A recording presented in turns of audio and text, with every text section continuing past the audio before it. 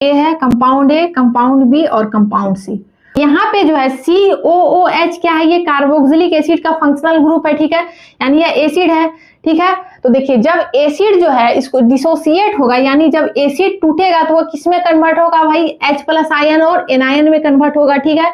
तो जब ये टूटा यहाँ से तो ये हाइड्रोजन आयन दिया और ये इसके ऊपर कौन सा चार्ज हो गया, निगेटिव चार्ज हो गया।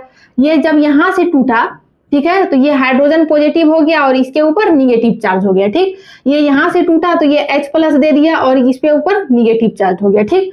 देखिए ये जो एनायन है ये कैसे स्टेबल होगा, तो देखिए इसका स्टेबिलिटी किसके आने से बढ़ेगा, तो देखिए इन तीनों में जो है -I इफेक्ट कौन दिखा रहा है, तो देखिए ये वाला जो ग्रुप है Cl जो है वो -I इफेक्ट शो करता है।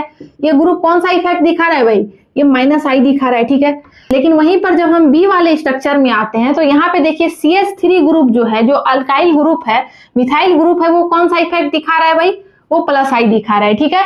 ये तो खैर न्यूट्रल है, ये हाइड्रोजन तो खैर न्यूट्रल है। तो इन दोनों में बताइए अब -I के आने से क्या होगा, स्टेबिलिटी जो है एनायन की स्टेबिलिटी बढ़ेगी कि घटेगी, तो -I के आने से क्या होता है, स्टेबिलिटी इंक्रीज करता है, यानी जैसे आएगा तो इसके इलेक्ट्रॉनों के भार को अपनी तरफ खींचेगा, जब खींचेगा तो बताइए ये स्टेबल होगा कि नहीं होगा, बिल्कुल होगा।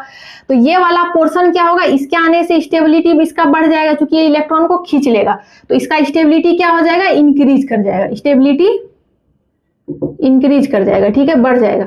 जब इसका स्टेबिलिटी बढ़ जाएगा तो बताइए सी, इसका जो कंजुगेट बेस है वो सबसे ज्यादा स्टेबल होगा। जब कंजुगेट बेस स्टेबल होगा तो ये वाला जो एसिड है वो क्या हो जाएगा, उसका एसिडिक स्ट्रेंथ सबसे अधिक होगा। तो सबसे ज्यादा कौन सा है भाई, सबसे ज्यादा मजबूत एसिड कौन है यहाँ पे, तो सी है, ठीक। अब देखिए ए और बी की जब हम बात करते हैं तो ए वाला तो खैर न्यूट्रल है, ये कोई इफेक्ट नहीं दिखा रहा है, लेकिन बी वाले में जब हम देखते हैं तो ये है अल्काइल ग्रुप यानी मिथाइल ग्रुप। तो मिथाइल ग्रुप देखिए +I दिखाता है। अब +I के आने से एनायन की स्टेबिलिटी क्या होगी, डिक्रीज होगी, यानी ये जो एनायन है निगेटिव चार्ज है वो क्या होगा, डिक्रीज होगा, क्योंकि ये जब आएगा तो और उल्टा इसको इलेक्ट्रॉन देगा। जब और उल्टा इलेक्ट्रॉन पुश करेगा तो इसके माथा पर जो इलेक्ट्रॉन का वजन पहले से था और वजन बढ़ जाएगा।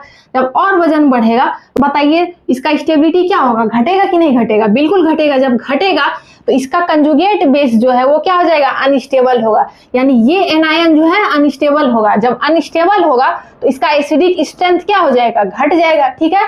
तो चलिए, तो इसके कंपेयर में जो है ए वाला इससे ज्यादा मजबूत होगा, ठीक है, क्योंकि ये जो कम से कम अगर इसके स्टेबिलिटी को ये इंक्रीज नहीं कर रहा है, इसके स्टेबिलिटी को अगर ये बढ़ा नहीं रहा है तो घटा भी नहीं रहा है, यानी ये न्यूट्रल है, इसलिए जो है बी के कंपेयर में ए क्या हो जाएगा, ज्यादा स्टेबल है, ठीक है। तो चलिए इसका ऑर्डर ये हो जाएगा। तो सबसे ज्यादा जो है मजबूत एसिड कौन सा हो गया, सी वाला है, उसके बाद फिर मेरा ए वाला है और उससे कम जो है बी वाला है।